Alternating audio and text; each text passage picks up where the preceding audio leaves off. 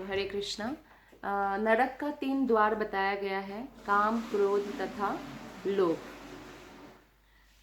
तो जो व्यक्ति इन तीनों चीज़ों से बीमार रहते हैं, उनका कभी भी भगवत धाम जाने का जो इच्छा है वो पूर्ति नहीं हो सकता है।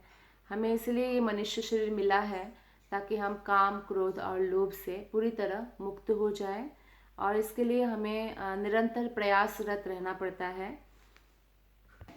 जो बहुत अहंकारी व्यक्ति होते हैं और भौतिक व्यक्ति होते हैं, तो उसको अपने शरीर अपने अपने शक्ति पर बहुत विश्वास रहता है कि मैं ही सर्वे सर्वा हूँ, मैं बहुत ज़्यादा पावरफुल हूँ।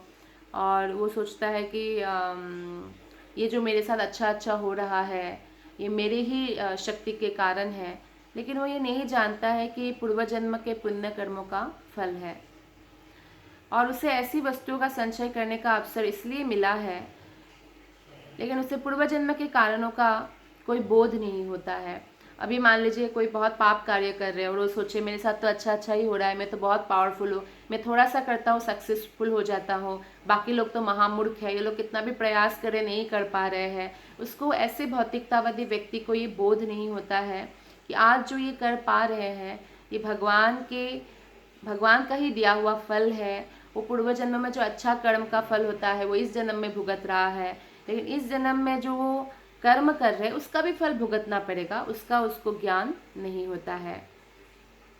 वो यही सोचता है कि उसकी सारी संपत्ति उसके निजी उद्योग से है। आसुरी व्यक्ति अपने बाहुबल पर विश्वास करता है, कर्म के नियमों पर नहीं। कर्म के नियम के अनुसार पूर्व जन्म में उत्तम करने के फलस्वरूप मनुष्य उच्च कुल में जन्म लेता है। जैसे अभी अगर आप उच्च कुल में जन्म लिया है, ये आपके पूर्व जन्मों का कर्म फल है। कितना आप धनवान बनेंगे, प्रयास तो सब लोग करते हैं धन कमाने के लिए, लेकिन कितना धनवान आप बनेंगे वो भी पूर्व जन्मों के पुण्य कर्म फल पर डिपेंड करता है। कितना आप सुशिक्षित बनेंगे, यानी कितना एजुकेशन आपको मिलेगा, ये भी पूर्व जन्मों के कर्मफल पर डिपेंड करता है। कितना सुंदर शरीर आपको प्राप्त होगा, वो भी पूर्व जन्मों के ही कर्मफल पर डिपेंड करता है। लेकिन हम सोचते हैं कि ये सब जो है ऑटोमेटिकली हमारे पास आया, तो ये हमारी मूर्खता है। जो आसुरी व्यक्ति है वो बहुत एनवियस होते हैं, बहुत ईर्ष्यालु होते हैं, वो दूसरों को आगे बढ़ते हुए नहीं देख सकते हैं, तो वो सबको कंपटीशन में लेते हैं और बाकी लोगों को शत्रु समझते हैं।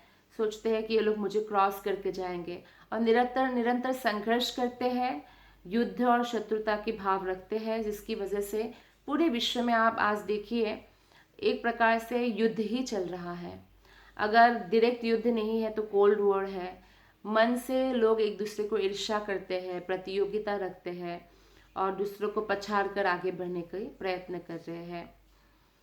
और ऐसे बहुत सारे लोग हैं जो इस तरह से सफल होते हैं, वो अपने आप को बड़ा ईश्वर मानने लगते हैं, ईश्वर के अस्तित्व को नकारते हैं, जो उनकी बहुत बड़ी मूर्खता होती है।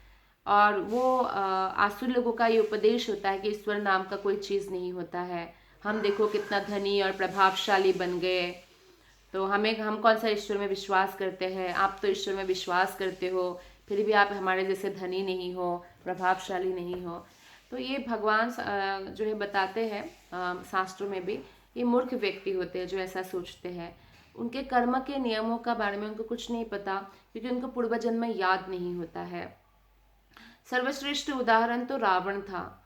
तो रावण जो है वो स्वर्ग तक सीढ़ी बनाना चाहता था। वो सोचता था कि वो वही सर्वे सर्वा है। हिरण्यकशिपु ने तो अपने आप को भगवान घोषित कर दिया था। उसी प्रकार से आधुनिक युग में ऐसे ही आसुरी लोग यांत्रिक विधि से उच्चतर लोगों तक जाना चाहते हैं, और जैसे मछली जाल में फंसता जाता है, ऐसे ही ऐसा व्यक्ति मोह रूपी जाल में फंस जाता है, जो सोचता है कि मैं अपने प्रयास से उच्च उच्च लोक में जाऊंगा, जो कि संभव नहीं है। कोई भी व्यक्ति कभी भी भक्ति करे बिना वैकुंठ जगत में प्रवेश नहीं कर सकता है।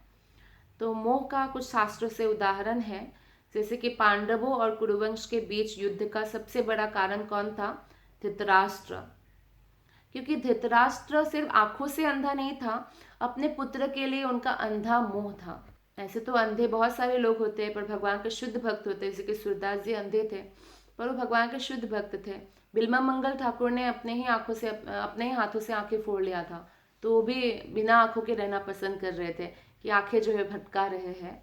तो ये भी उदाहरण है शुद्ध भक्तों का।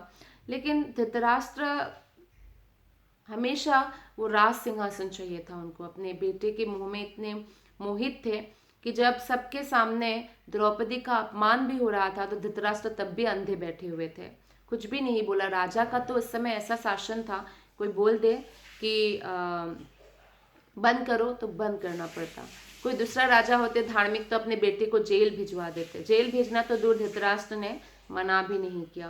धृतराष्ट्र की कामना थी कि वो या भविष्य में उनका पुत्र हस्तिनापुर पर शासन करे, और इस प्रकार वो जो है पांडवों, पुत्र की मोह के कारण पांडवों को लाक्षागृह भेजा और उनको वनवास दिया ऐसे धार्मिक व्यक्तियों को, और कपट किया शकुनी के द्वारा।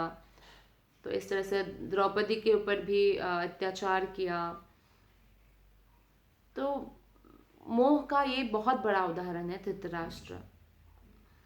भगवान श्री कृष्ण कहते हैं, अर्जुन को कहते हैं कि जाओ घोषणा कर दो कि न मे भक्त प्रणश्यति, मेरे भक्तों का कभी विनाश नहीं होता। अतः भगवान श्री कृष्ण ने हमेशा पांडवों की सहायता की, रक्षा की, और अज्ञातवास भोगने के बाद पांचों पांडवों ने धृतराष्ट्र से अनुग्रह किया कि पांचों पांडवों को एक एक गांव दे दे, 5 गांव दे दे। उसमें भी जो है वो नहीं माने। आप समझ रहे कि आपको पूरा पृथ्वी का राज दे रहे हैं, और पांचों पांडव इतने क्वालिफाइड और धार्मिक होने के बाद भी, क्वालिफाइड के साथ साथ वो लोग धार्मिक थे। वो बहुत बड़ा गुण होता है। कोई हो सकता है दुर्योधन भी युद्ध करने में बहुत माहिर है, लेकिन वो धार्मिक नहीं थे। धार्मिक मतलब धर्म के अनुसार जीवन नहीं जीते थे। धर्म मतलब आत्मा का जो कर्तव्य है, शास्त्र में जो बताया गया है उसके अनुसार नहीं जीते थे। फिर भी मोह के कारण धृतराष्ट्र ने उनको नहीं दिया।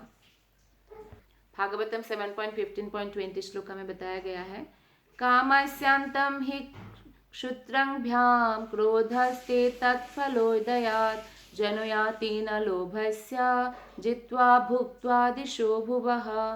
भूख तथा प्यास से पीड़ित मनुष्य की प्रबल इच्छा है तथा आवश्यकताएं भोजन कर लेने के बाद निश्चित रूप से तुष्ट हो जाती है। अगर किसी को भूख लगी है, प्यास लगी है, आपको पानी मिल जाए, भूख मिल जाए, आपको प्रॉपर आहार, तो तुष्ट हो जाता है व्यक्ति।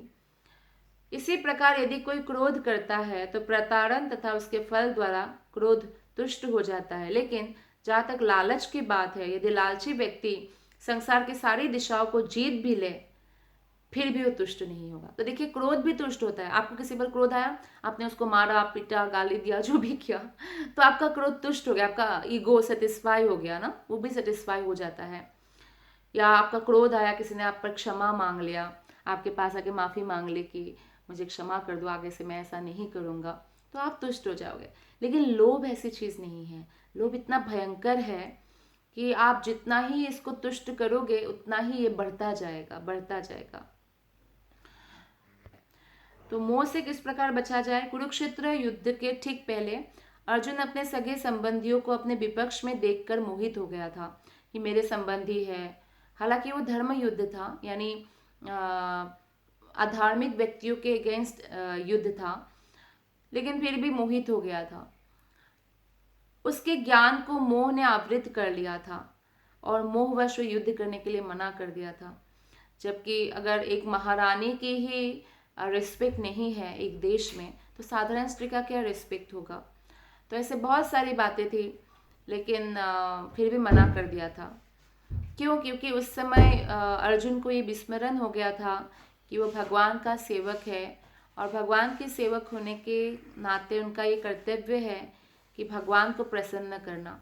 क्योंकि भगवान के चाहे बिना महाभारत का युद्ध या रामायण का युद्ध नहीं हो सकता। ये बहुत बड़ा युद्ध था, और जो लोग बोझ थे धरती पर, जो लोग असत्य का साथ देते थे, उनका भगवान जो है संहार करना चाहते थे अर्जुन के माध्यम से। तो अधर्मियों का नाश करना चाहते थे। परंतु अर्जुन भगवान के सेवक के रूप में उस समय अपनी वास्तविक पहचान भूलकर स्वयं को कौरवों का संबंधी मानने लगा, और इसलिए मोहग्रस्त हो जाते हैं। ऐसे बड़ा योद्धा है वो, गांडीव उनके हाथ से सड़क जाता है, तो इसलिए बाद में जब भगवत गीता भगवान श्री कृष्ण सुनाते हैं, अर्जुन के लिए नहीं, एक्चुअली वो हमारे लिए ही सुनाते हैं, ताकि हम भी जो ये मनुष्य शरीर मिला है, इसमें जो मोह है, इससे हम मुक्त हो सके। तो भगवत गीता 11.1 श्लोका में बताया गया है, मद अनुग्रहाय परमं गुह्यमध्यात्म संगीतम यत्तो युक्तम वचस्तेन मोहयम विगतो मम। अर्जुन कहते हैं कि आपने जिन अत्यंत गुह्य आध्यात्मिक विषयों का मुझे उपदेश दिया है, उसे सुनकर मेरा मोह दूर हो गया है। तो अर्जुन का मोह फिर भगवान ही दूर कर सकते हैं। तो इसलिए अगर हम मोह मुक्त होना चाहते हैं, काम क्रोध लोभ तो सबसे मुक्त होना चाहते हैं और भगवत धाम जाना चाहते हैं, हमें भगवान श्री कृष्ण के चरण कमलों का आश्रय लेना चाहिए। और इस प्रकार भगवत गीता श्रीमद् भागवतम का अध्ययन करके, श्रवण करके हम भी मोह से मुक्त हो सकते हैं। आप सबका बहुत बहुत धन्यवाद। हरे कृष्णा।